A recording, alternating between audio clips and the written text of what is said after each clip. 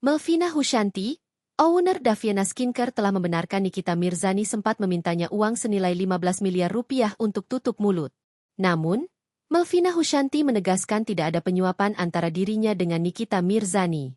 Pada unggahannya, owner Daviana Skincare ini pun sudah menjelaskan dirinya memilih menggunakan uang 15 miliar rupiah untuk mengganti rugi reseller dan menarik produk yang izin edarnya dicabut.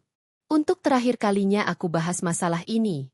Jadi, tidak ada penyuapan di sini, seperti yang kalian tuduhkan, ujar Melvina Hushanti pada Instagram Story, Jumat, 7 Maret 2025.